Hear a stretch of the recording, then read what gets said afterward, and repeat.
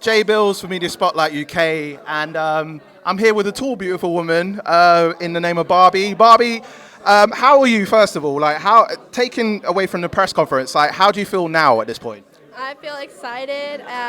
I'm really keen to get this fight underway. Yeah, Yeah. because I know that you come from Australia, so obviously, to have a long route to get here, I'm aware that, your father was in MMA, if I'm correct in saying. So for you, like, how does that mentally prepare you for being in this tournament? Because obviously this is the first debut fight for you, I guess, for this. So how does that mentally prepare you, knowing you come from a background of people that have done MMA?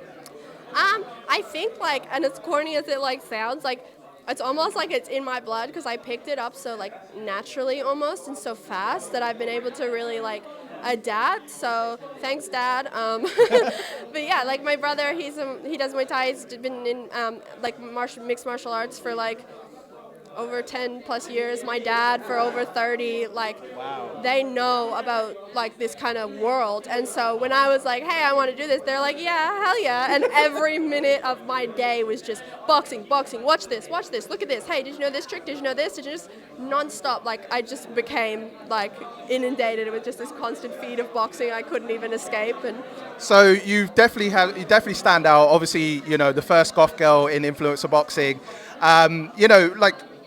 Away from cameras, is this the vibe that you're always coming with, regardless of what it is? Or take me back to what sort of inspired it, and now that you have the confidence to be like, I don't give a fuck what anyone says. This is me. This is my core. So how did you get to that point?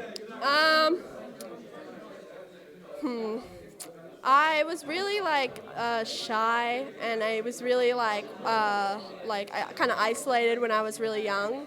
I never really had friends, and I always felt different. And, at one point, I think I was 13 or 14, I just said to myself, I was like, fuck it. No matter what you do, people are not going to like you or they're going to like you. No one is ever going to be happy with you. So just be the best, be yourself. And then the people who you really want in your life will come. And then you'll be able to build this community that actually you deserve to have around you instead of always pining to be a part of something I wasn't.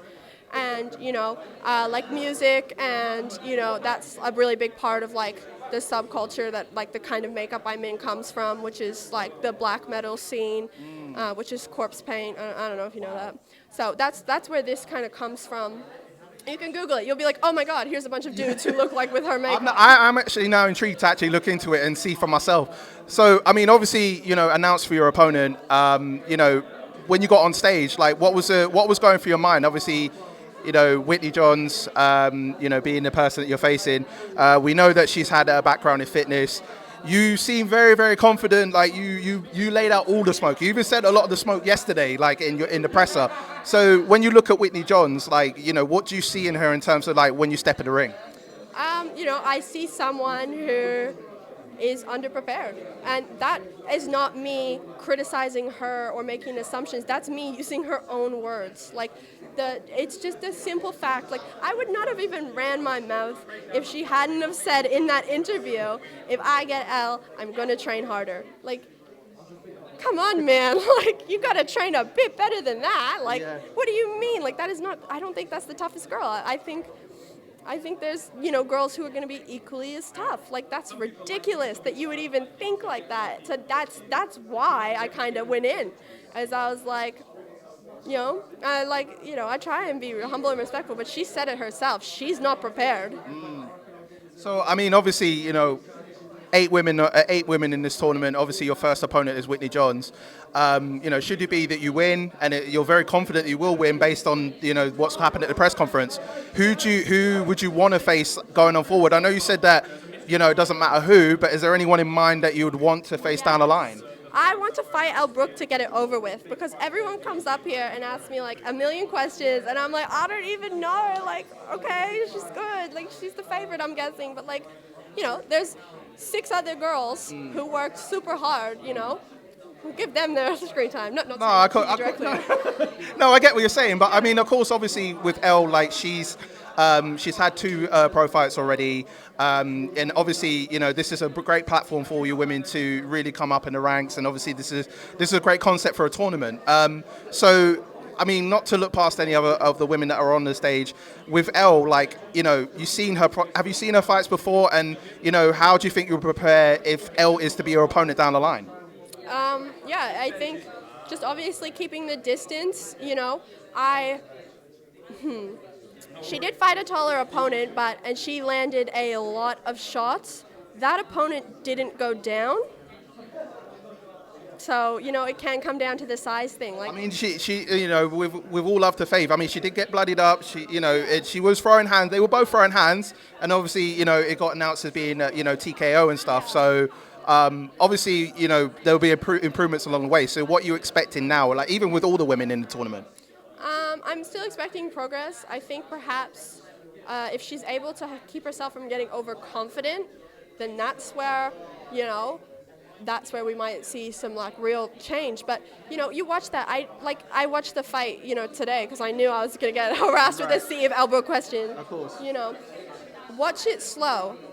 There are so many haymakers and like just flailing. Like I haven't actually seen a single female influencer fight where it's not just flailing and haymakers. And you know, she landed some good 1-2s. Faith completely got hit, completely stunned.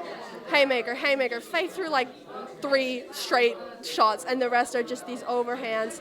And you know, it just came down to whoever got the most hands in, and so many shots were missed. I don't fight like that, you know. Well, I mean, finally talking about Kingpyn, like getting the opportunity to be part of Kingpyn. How did the opportunity come around? Was it presented to you, and you were just like, yeah, I'm on it? Like, how did it all come about for you? Yeah, it was presented to me after my last fight fell through for legal reasons, and it was here in the UK, which I legally can participate in. Got it. So I was like, of course, yes, I really want to. I want to do this. I want to prove that my training's paid off.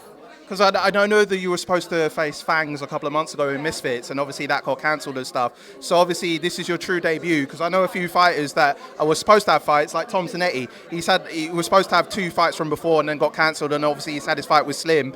So now that it's actually happening for you, like, you know, does that put you in a mental space to be like, okay, my last fight was cancelled, but now this is actually happening? Like, does that mentally get you in that space to be like, right, now I can be ready?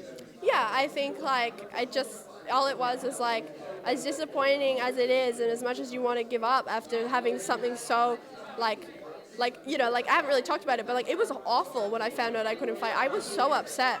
I had put so much of my own personal money into getting there, getting everyone there, you know, and really like trained my ass off to do it, and then to be, you know, kind of held at like the border and told that, you know, I'd get deported if like that's what really happened. I was gonna they found like the gear, and they were gonna deport me. Wow. If like they figured it out, I guess somehow, and they were gonna deport me if I went through with the fight. I even tried to fight for free. I called like two lawyers, you know, had 2 different lawyers, paid them like heaps of money, and they're like, you literally can't. Like, even if you do it for free, it's considered advertising, or it's because it's a pro boxing match. Like, there's no way you can do it, and we're going to be watching you, and if you do this, you will be forever like deported and banned. And I just kind of thought, like, that's not worth it, you know. Like, I'm still young. Well, you definitely seem ready. I can see the look in your eyes. I'm looking forward to seeing your fight with Whitney Johns and all the fights potentially going forward. And no, it's actually happening for you. So I wish you all the best. And one final thing. When you win your fights, are you going to have a mannequin based on the people that you beat? Because I know you have a lot of mannequins at home. You're well researched. Yes, I will. That'll be fun. And I have a question for you. Okay, go ahead. Who do you think's going to win, me or Whitney? I'm gonna remain neutral. I'm not gonna get my ass kicked out here. But with the confidence I see in you, I know it's gonna be a really interesting fight for you to see. And knowing I'm meeting you and seeing you, it's gonna be a fight for you. I know you're gonna bring it. So I wish you all the best. And yeah, man, see you the rest in the tournament. Thank you. It's nice to meet you. Pleasure.